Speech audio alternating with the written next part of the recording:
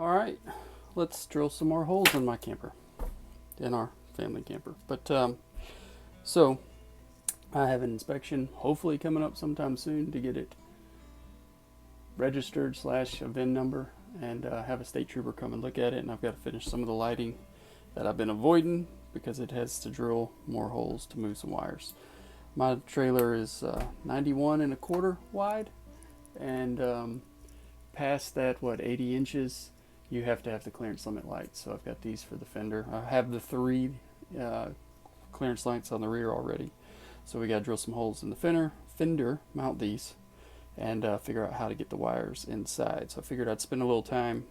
I've already thought about it some, but taking a look at it, figuring out the best way, whether under or through the trailer, to get our wires to where we need them. We'll also have to put a license plate bracket and a light there. That one should be pretty straightforward. So let's get going. Okay, here's what we're dealing with. This is the widest point on the trailer is where the fenders stick out, and you need the clearance light, amber on the facing forward and red all rear facing. So it's pretty small, easy mount. I have I don't know if you can see it, a 1-inch metal bar under there, so I can't center mount the lights. So I think I'm going to just go behind center a little bit to get past that bar. Bolt them on, no big deal there. And I have some wrap to wrap the wires, and then I can take them down in between my gap from the fender and the wall of the trailer. The question is, do I take my wires into the trailer and then connect up, or do I go under it, or do I get into the back? So going in the side, which is the route I think I'm going to go, I can drill it out from the inside, run a wire from the inside out, solder them together, and then I've got a pretty safe connection that's not apt to be damaged by anything on the road. Shouldn't have too big of a leak issue because I can fill it with this silicone that I use. Is waterproof, works great, works too well actually. I've got it on all the lights and a few little holes anytime I put a screw in or anything, but through there, and then I can tap it in on the inside with my wires here. And I have to run 2 more wires and build a shelf under the window for where we sleep, and just run some 12-volt USBs to each side. So on each side I'm going to have a collection of wires that have to come back around and come into this bundle here. So not too intrusive. I'll have to cover these extra. There's a lot of little odds and ends to do, but that's option 1, the way I think I'm gonna go, because it keeps those little wires safe, and I don't like having wires hanging around with the chance of the road messing them up.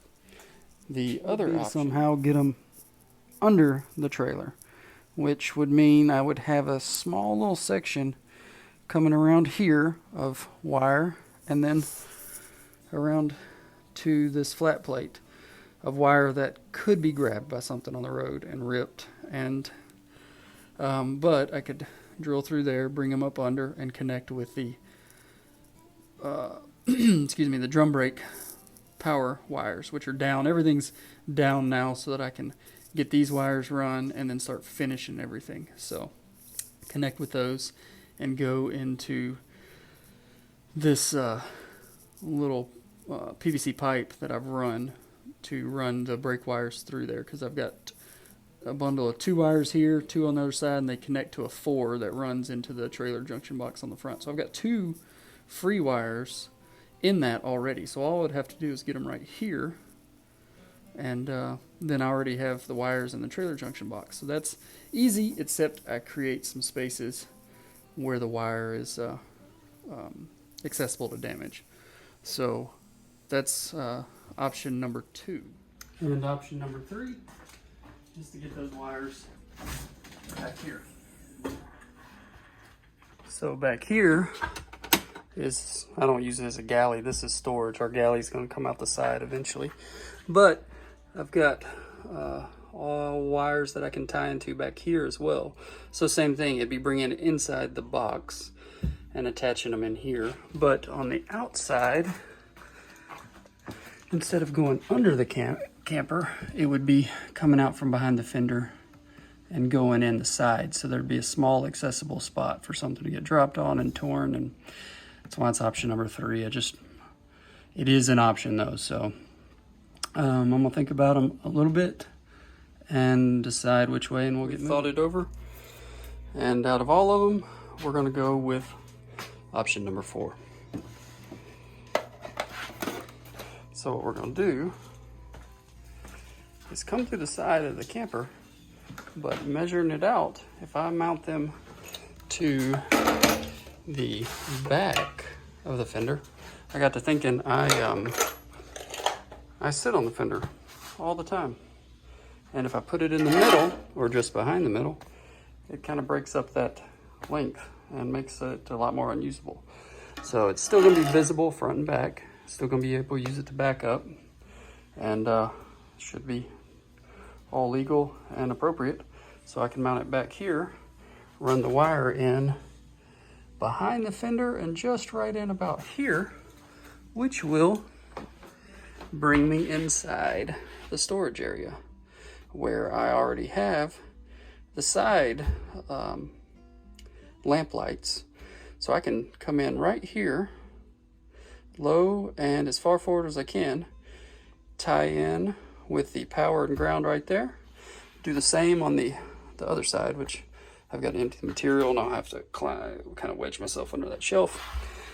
But that should work easy and quick and keep the wires mostly safe. So yeah, that's the plan we're gonna go with. Good deal.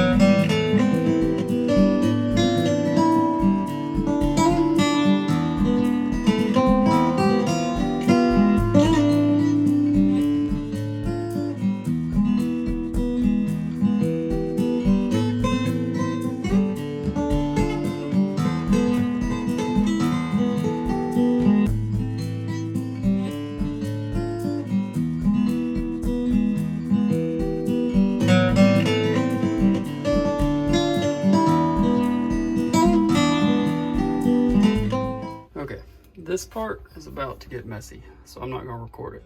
This stuff is sealant to fill in that hole. It's annoying, it gets everywhere, but it works. It'll be watertight. So what I'm going to do is work these wires in and out so I can work that sealant in there and make sure it fills that gap as much as I can from the inside and from the outside here. So we get that done. In the meantime, I have the wires heat shrinked and braided protected cover over it. Braided protected cover. And then some self-using tape down here at the bottom to close that off with a zip tie. So I'll tuck that all in, get this done, and lock tight these nuts on to have a little black paint on top to black it out. Repeat it on the other side and we should be good. Let's get moving.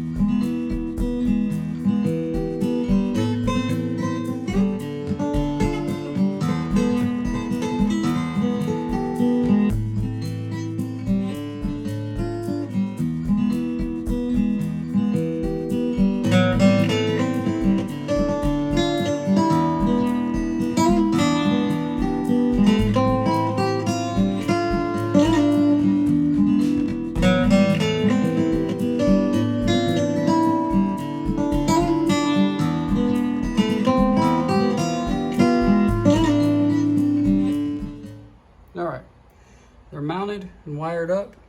Let's put a little bit of black paint on the stainless steel screws. That worked out pretty well because I had them from an old grill that was left at our house that I took apart, and kept some of the stainless steel scraps. And always keep hardware because it comes in handy like this. Let that come out. All right, so finish those off. Mounted on this side, the wire goes behind the fender and into the garage of the trailer, and then it hooks up with the wires from that rear side light. Same on the other side. So now let's set this paint aside, plug it in.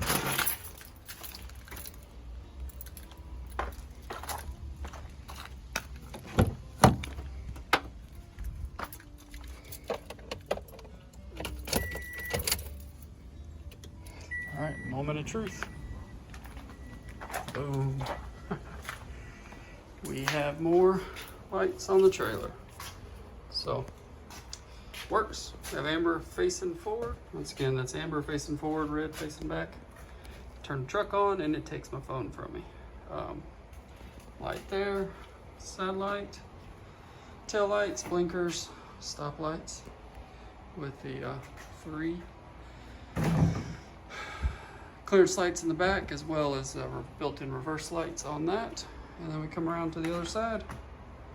So the camper is all lit up. Not bad.